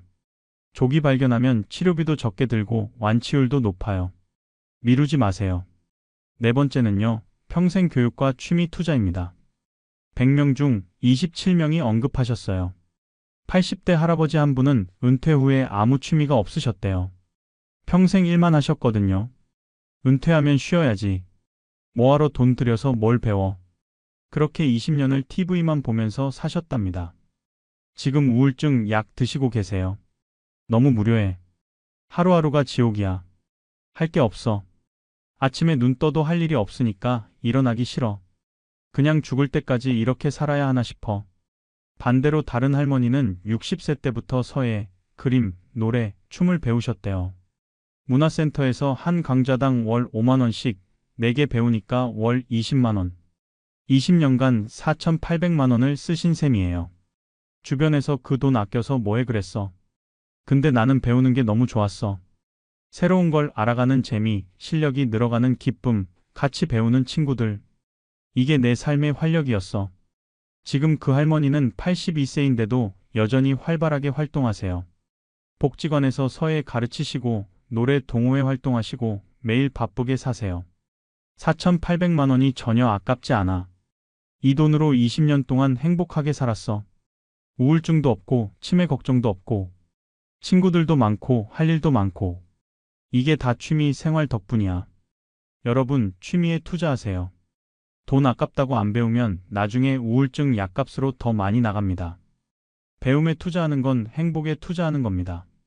다섯 번째는요, 편한 주거 환경 개선입니다. 100명 중 23명이 언급하셨어요.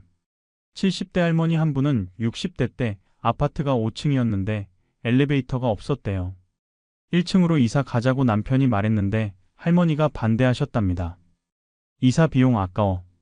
지금도 계단 올라갈 수 있어. 운동 삼아 오르면 돼. 그렇게 10년을 사셨어요. 그런데 70대가 되니까 계단 오르기가 정말 힘들어지셨대요. 무릎도 아프고 숨도 차고 장 보고 5층 올라가는 게 지옥이었답니다. 결국 집에만 있게 되셨어요. 밖에 나가기가 두려워서요.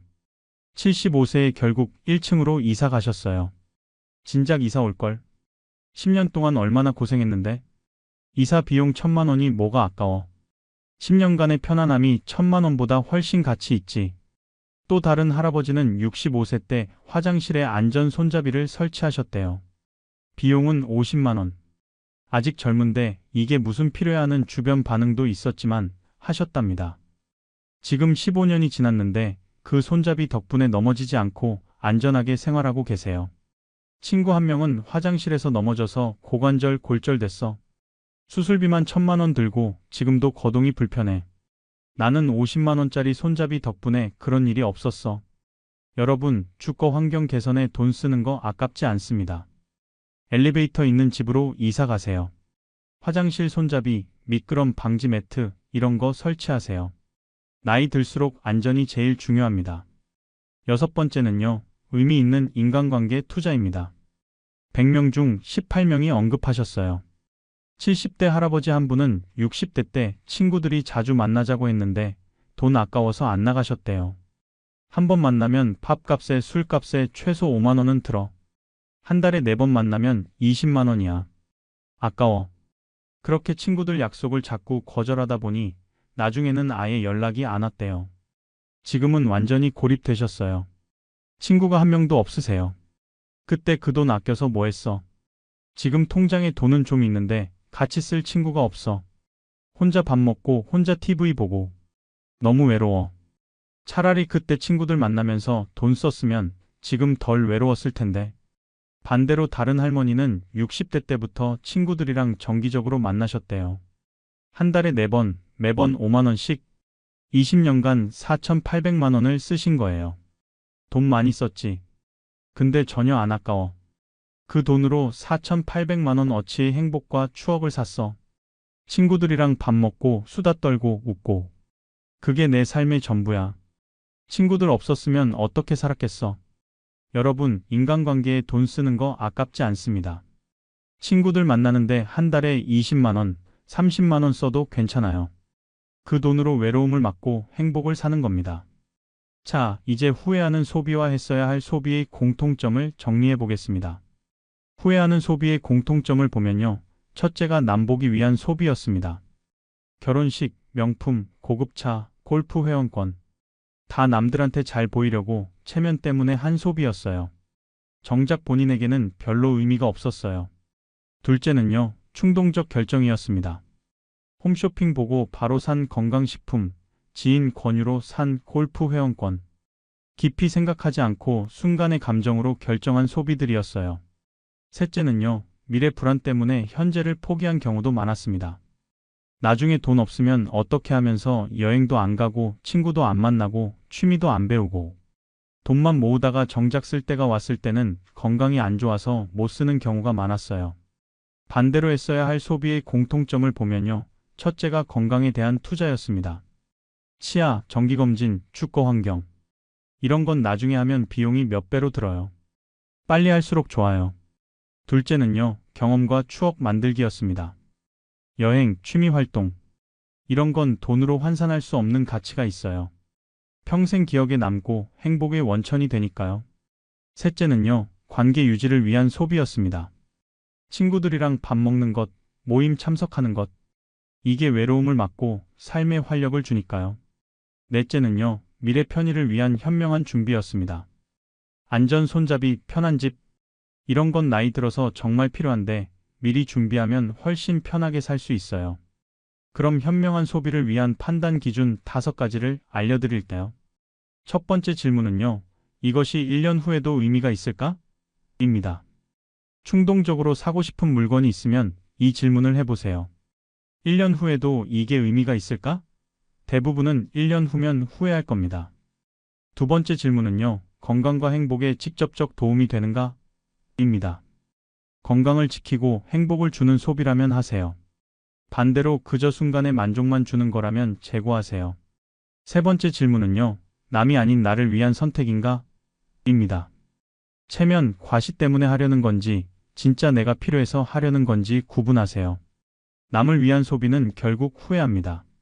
네 번째 질문은요, 경험과 추억으로 남을 것인가? 입니다. 물건은 시간이 지나면 가치가 떨어지지만 경험과 추억은 평생 남습니다. 물건보다 경험에 투자하세요. 다섯 번째 질문은요, 미래에 내가 감사할 것인가? 입니다. 10년 후, 20년 후의 나를 상상해 보세요.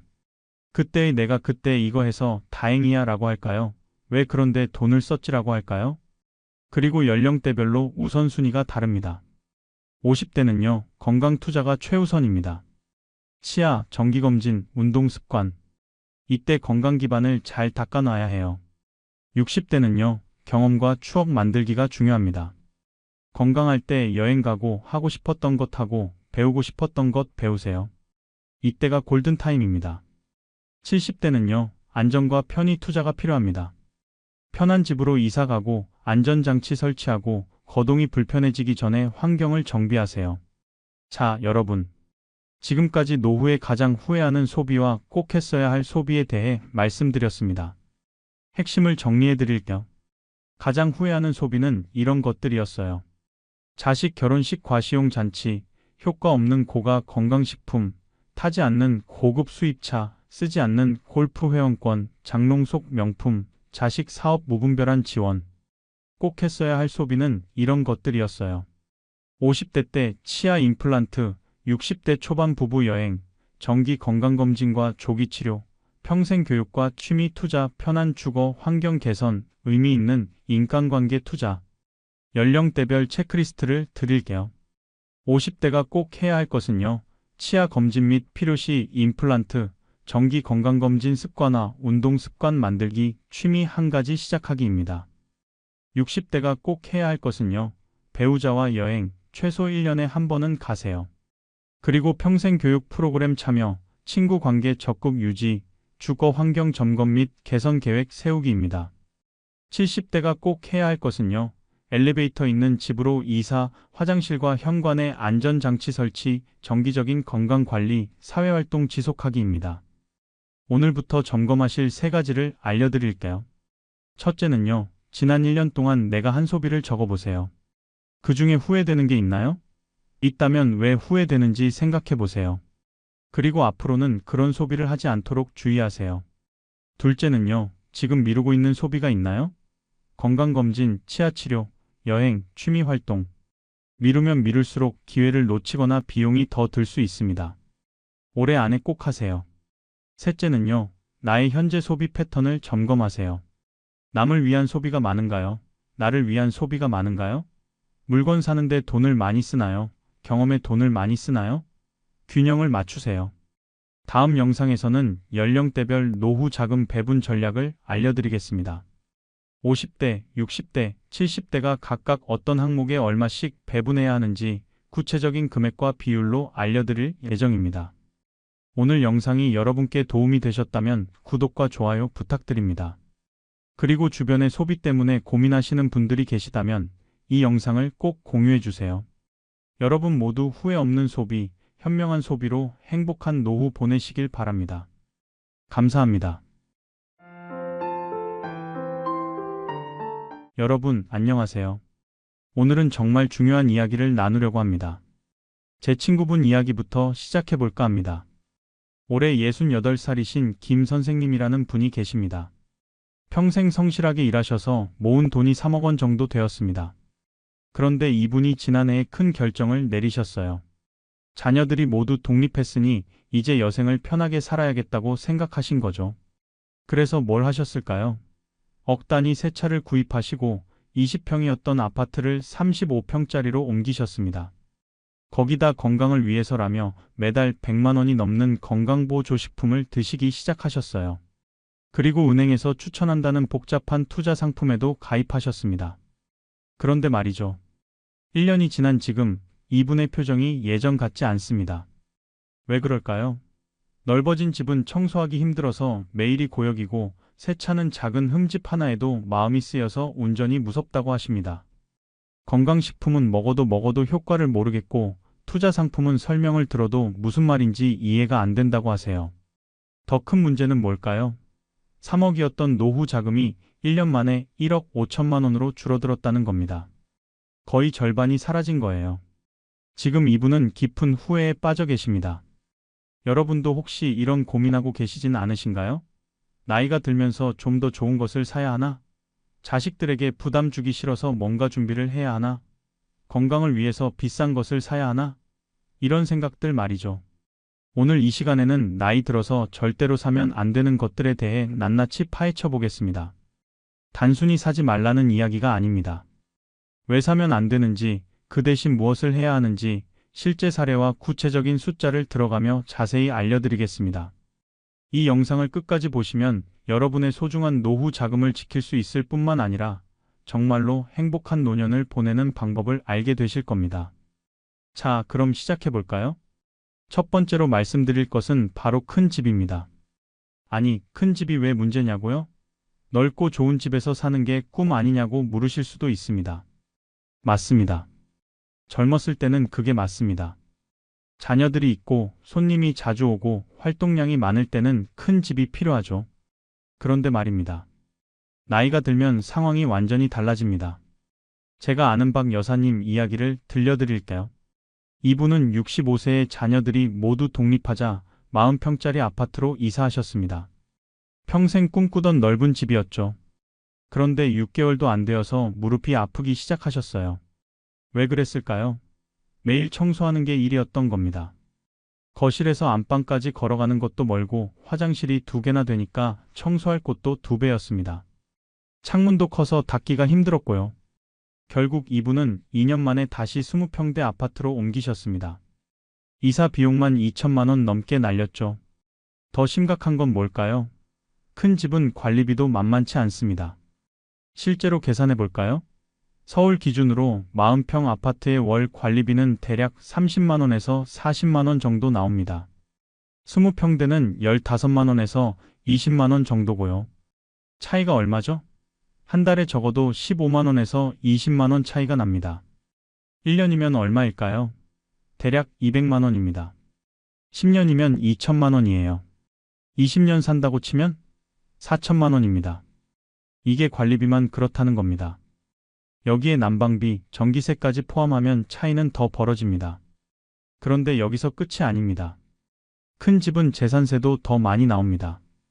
시세가 6억인 40평 아파트와 4억인 20평대 아파트를 비교해 볼까요? 재산세 차이가 1년에 100만 원 정도 됩니다. 이것도 20년이면 2천만 원이에요. 자, 이제 계산기를 두드려 볼까요? 관리비 차이 4천만 원, 재산세 차이 2천만 원, 합치면 6천만 원입니다. 여기에 처음 큰 집으로 옮길 때 들어간 추가 비용 2억을 더하면 총 2억 6천만 원입니다. 이게 20년 동안 큰 집에 살면서 20평대에 비해 더 쓰는 돈이에요. 더 무서운 건 따로 있습니다. 나이가 들수록 집안일이 점점 더 힘들어진다는 겁니다. 70세가 넘으면 청소기 돌리는 것도 버겁습니다. 계단 있는 복층은 더 위험하고요. 실제로 통계를 보면 65세 이상 노인의 집안 사고 중 절반이 넘어지거나 미끄러지는 사고입니다. 그리고 이런 사고의 상당수가 넓은 집에서 이동하다가 발생합니다. 제가 아는 최 선생님은 72세인데요. 40평 아파트에 혼자 사십니다. 이분 말씀이 뭔지 아세요? 집이 너무 넓어서 무섭다는 겁니다. 밤에 화장실 가는 게 겁난다고 하세요. 거실 불을 끄면 복도가 깜깜해서요. 결국 밤새 불을 켜놓고 주무신답니다. 전기세는 전기세대로 나가고 숙면도 제대로 못 하시는 거죠. 그럼 어떤 집이 좋을까요? 전문가들은 노년기에는 20평에서 25평 정도가 가장 적당하다고 합니다. 방 2개에 화장실 하나, 작은 주방과 거실. 이 정도면 충분합니다. 청소도 쉽고 관리비도 적게 나가고 이동 거리도 짧아서 안전합니다. 위치도 중요합니다. 엘리베이터가 있는 건물, 가급적 저층, 병원과 마트가 가까운 곳. 이런 조건들이 평수보다 훨씬 더 중요합니다. 실제로 일본에서 조사한 결과를 보면 노년기에 가장 만족도가 높은 주거 형태가 바로 이런 조건을 갖춘 작은 아파트였습니다. 한 가지 더 말씀드리면 큰 집은 나중에 팔기도 어렵습니다. 요즘 젊은 세대들은 큰 집을 선호하지 않습니다. 관리가 힘들고 비용이 많이 들기 때문이죠. 그래서 나중에 요양원이나 실버타운 가야 할 때 집을 팔려고 하면 시간이 오래 걸립니다. 급하게 팔면 손해를 볼 수밖에 없고요. 실제 사례를 하나 더 들어볼까요? 김할머니는 75세의 요양원에 들어가셔야 했습니다. 그때 가지고 계신 게 50평짜리 아파트 한 채였어요. 팔아서 요양원 비용을 충당하려고 했는데 6개월이 지나도 안 팔렸습니다. 너무 넓어서 수요가 없었던 거죠. 결국 시세보다 3천만 원 낮은 가격에 급매로 내놓으셨어요. 반면에 이웃에 사시던 이 할아버지는 25평 아파트를 가지고 계셨는데 매물 내놓은 지 한 달 만에 시세 그대로 팔리셨습니다. 이게 현실입니다. 작고 관리 잘 된 집이 큰 집보다 훨씬 더 빨리, 더 좋은 가격에 팔립니다. 정리해 볼까요? 나이 들어서 큰 집 사는 건 이런 이유들 때문에 피해야 합니다. 첫째, 관리비와 세금이 많이 나갑니다. 둘째, 청소와 관리가 체력적으로 힘듭니다. 셋째, 안전사고 위험이 높아집니다. 넷째, 나중에 팔기도 어렵습니다. 대신에 적당한 크기의, 관리하기 쉬운, 위치 좋은 집을 선택하세요. 그리고 아낀 돈으로 정말 필요한 곳에 투자하시는 게 훨씬 현명합니다. 건강관리나 취미생활 또는 비상자금으로 모아두는 것이 큰 집 사는 것보다 100배는 낫습니다. 자, 이제 두 번째로 넘어가 보겠습니다. 바로 새 자동차입니다. 차는 필요하지 않냐고요? 물론 필요합니다. 하지만 꼭 새 차여야 할까요? 여기에 엄청난 함정이 숨어 있습니다. 제가 아는 정 선생님 이야기입니다. 69살에 평생 타던 15년 된 소나타를 팔고 새 그랜저를 사셨어요. 가격이 4,500만 원이었습니다. 그런데 3년이 지난 지금 이 차의 시세가 얼마일까요? 2,800만 원입니다. 3년 만에 1,700만 원이 날아간 거예요. 이게 감가상각이라는 겁니다. 새 차는 출고하는 순간부터 가치가 떨어지기 시작합니다. 첫 해에만 20%에서 30%가 떨어집니다. 4,500만 원짜리 차를 샀는데 1년 뒤면 3,500만 원이 되는 거죠. 1,000만 원이 공중으로 사라지는 겁니다. 더 가슴 아픈 건 뭘까요? 정 선생님은 3년 동안 이 차를 타고 1년에 평균 5,000km 정도 운행하셨습니다. 총 15,000km예요. 계산해보면 킬로미터당 1,130원 꼴입니다. 택시 타는 것보다 비쌉니다. 그럼 중고차는 어떨까요? 3년 된 그랜저를 2,800만 원에 사서 3년 타고 2천만 원에 팔았다고 해봅시다. 손해가 800만 원이죠. 새 차는 1,700만 원 손해인데 중고차는 800만 원 손해입니다. 차이가 900만 원입니다. 900만 원이면 뭘 할 수 있을까요? 한 달에 30만 원씩 30개월 동안 용돈으로 쓸 수 있습니다. 2년 반이에요. 아니면 부부가 제주도에 10번 여행 갈 수 있는 돈입니다. 손주들 용돈도 넉넉하게 줄 수 있고요. 더 중요한 건 또 있습니다. 나이가 들면 운전하는 거리가 점점 줄어듭니다. 젊었을 때는 출퇴근하고 여행 다니고 이곳저곳 다니느라 1년에 2만 킬로미터 넘게 탔죠. 그런데 은퇴하고 나면 어떻게 될까요? 실제 통계를 보면 65세 이상은 1년에 평균 7,000km 정도 운전합니다. 70세 넘으면 5,000km로 더 줄어들고요.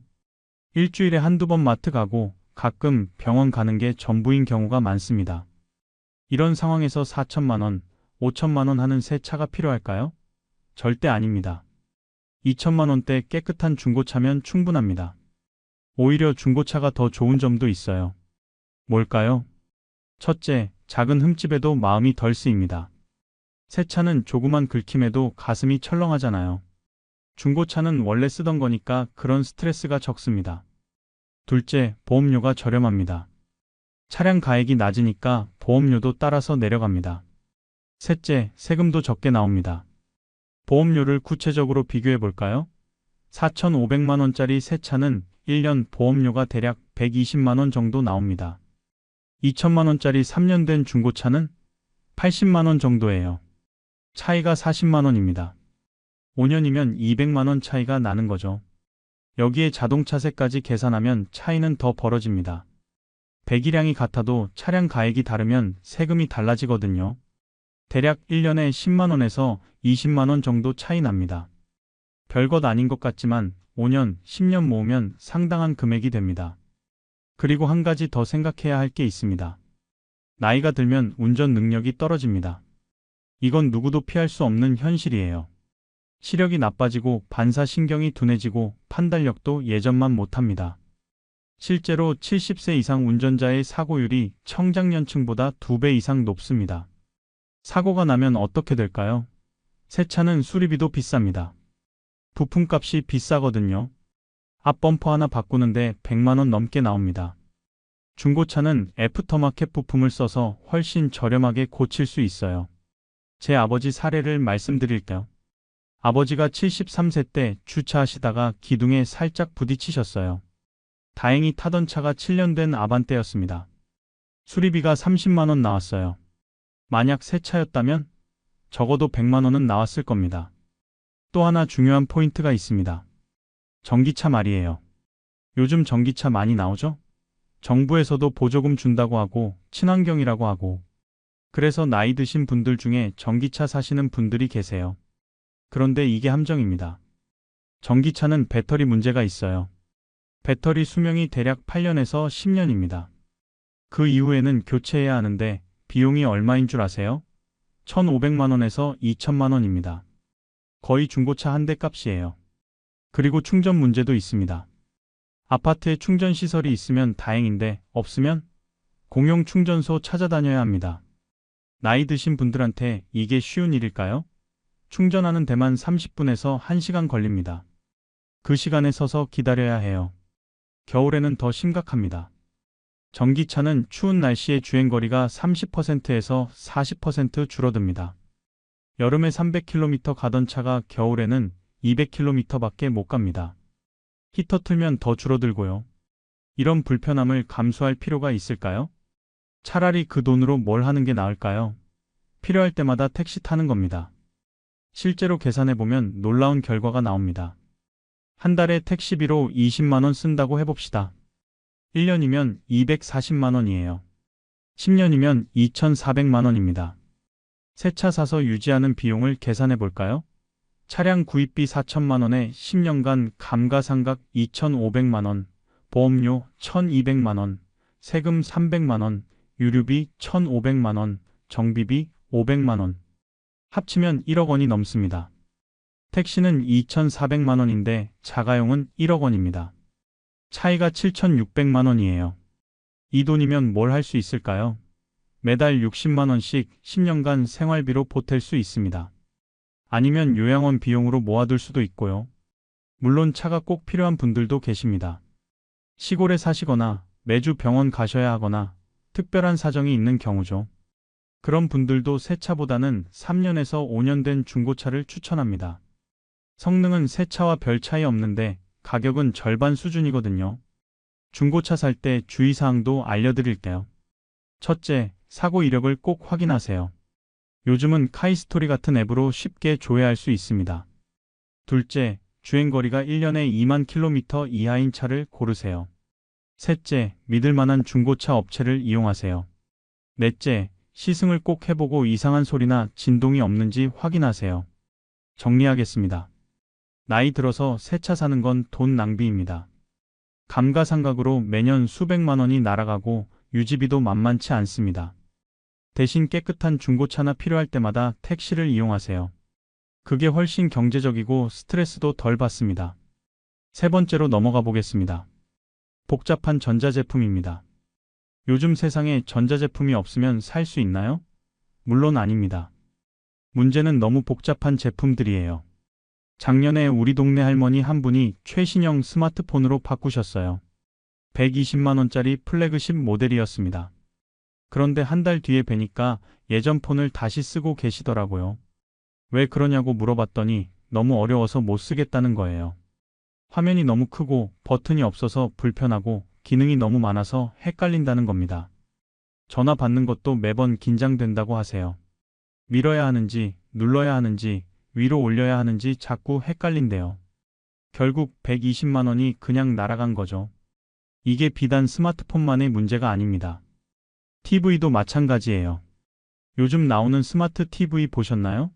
리모컨에 버튼이 수십 개씩 달려 있습니다. 넷플릭스, 유튜브, 디즈니 플러스, 웨이브, 티빙 뭐가 이렇게 많은지 모르겠어요. 제 어머니가 작년에 300만 원짜리 75인치 스마트 TV를 사셨습니다. 그런데 지금 하시는 게 뭐냐면 그냥 지상파 방송만 보세요. 나머지 기능은 하나도 안 쓰십니다. 왜냐하면 모르니까요. 사용법을 알려드려도 다음 날이면 다시 까먹으세요. 300만 원짜리 TV로 지상파만 본다면 50만 원짜리 일반 TV와 뭐가 다를까요? 아무것도 다를 게 없습니다. 250만 원을 허공에 날린 거나 마찬가지예요. 세탁기는 또 어떻습니까? 요즘 나오는 세탁기 보면 기능이 수십 가지입니다. 표준, 쾌속, 침구, 물, 스팀, 건조, 예약, 뭐 이런 게 15가지가 넘어요. 그런데 실제로 쓰는 기능은 표준 세탁 하나뿐입니다. 200만 원짜리 최신형 드럼 세탁기 사서 표준 세탁만 한다면 80만 원짜리 일반 세탁기와 차이가 있을까요? 옷은 똑같이 깨끗해집니다. 120만 원 더 주고 산 기능들은 전부 쓸모없는 겁니다. 냉장고도 마찬가지입니다. 요즘은 냉장고에 화면이 달려 있어요. 그 화면으로 날씨도 보고 메모도 하고 음악도 듣는데요. 문제는 뭘까요? 60세 넘으신 분들 중에 이 기능 제대로 쓰는 분이 거의 없습니다. 실제로 한 조사 결과를 보니까 65세 이상이 스마트 냉장고 구매 후 1년이 지나도 기본 냉장 기능 외에는 사용하지 않는 비율이 90%가 넘더라고요. 500만 원짜리 스마트 냉장고나 150만 원짜리 일반 냉장고나 하는 일은 똑같다는 겁니다. 그럼 왜 이런 제품들을 살까요? 여러 이유가 있습니다. 첫째, 가게 직원이 권해서입니다. 이게 최신형이에요. 이게 지금 가장 인기 있어요. 이거 사시면 편하세요. 이런 말에 혹해서 사는 거죠. 둘째, 자녀들이 사주는 경우입니다. 효도한다고 좋은 거 사드리는 건데 정작 부모님은 쓸 줄 모르세요. 자녀들은 이렇게 하면 돼요 하고 가르쳐 드리지만 일주일 지나면 다 잊어버리십니다. 셋째, 주변 사람들이 사니까 따라 사는 경우입니다. 옆집 김씨네도 샀는데 우리도 사야지 하는 심리죠. 그런데 정작 옆집 김씨네도 제대로 안 쓰고 있습니다. 이런 복잡한 전자제품이 왜 문제일까요? 첫째, 비용 낭비입니다. 안 쓰는 기능에 수십만 원, 수백만 원을 지불하는 거니까요. 둘째, 스트레스입니다. 쓸 줄 모르니까 매번 답답하고 자괴감이 듭니다. 셋째, 안전 문제입니다. 복잡한 기계를 잘못 다루면 사고가 날 수 있어요. 실제로 에어프라이어 사용법을 몰라서 화재가 난 경우도 있습니다. 로봇 청소기가 문턱에 걸려서 넘어지신 분도 계시고요. 넷째, 고장 났을 때 문제입니다. 단순한 제품은 고장 나도 고치기 쉽습니다. 그런데 복잡한 전자제품은 AS 센터에 맡겨야 하고 비용도 많이 나갑니다. 부품도 구하기 어렵고요. 그럼 어떤 제품을 사야 할까요? 답은 간단합니다. 단순한 제품입니다. 버튼이 적고 기능이 명확하고 사용법이 쉬운 제품. 이런 게 최고예요. 예를 들어볼까요? 스마트폰 대신 폴더폰이나 심플한 스마트폰을 선택하세요. 요즘 시니어 전용 스마트폰도 나옵니다. 화면이 간단하고 글씨가 크고 필요한 기능만 있어요. 가격도 40만 원 정도로 저렴합니다. TV는 스마트 기능 없는 일반 TV가 좋습니다. 리모컨도 단순하고 채널 돌리기도 쉽고 고장도 잘 안 나요. 가격은 스마트 TV의 3분의 1 수준입니다. 세탁기는 버튼 3, 4개 정도 달린 제품이 적당합니다. 표준, 헹굼, 탈수. 이 정도면 충분해요. 드럼 세탁기도 좋지만 통돌이도 나쁘지 않습니다. 오히려 고장이 덜 나고 수리비도 저렴합니다. 냉장고는 냉장 냉동만 잘 되는 제품이면 됩니다. 화면이나 스마트 기능은 불필요해요. 심플한 디자인에 용량 적당한 제품. 100만 원대면 충분합니다. 에어컨도 마찬가지입니다. 온도 조절하고 바람 세기 조절하는 기능만 있으면 돼요. AI 기능이니 공기청정 기능이니 이런 건 필요 없습니다. 단순한 제품이 고장도 덜 나고 전기세도 덜 나옵니다. 청소기는 어떨까요? 로봇 청소기 대신 일반 청소기를 추천합니다. 로봇 청소기는 충전해야 하고 먼지통 비워야 하고 센서 청소해야 하고 손이 많이 갑니다. 차라리 가벼운 무선 청소기 하나가 훨씬 편합니다. 단순한 제품에 또 다른 장점이 있습니다. 중고로 팔 때도 가격이 잘 받습니다. 왜냐하면 누구나 쓸 수 있거든요. 복잡한 최신형 제품은 중고로 내놔도 살 사람이 별로 없어요. 쓸 줄 아는 사람이 적으니까요. 실제 사례를 들어볼게요. 박 할아버지는 5년 전에 30만 원짜리 심플한 휴대폰을 사셨습니다. 지금까지 잘 쓰고 계세요.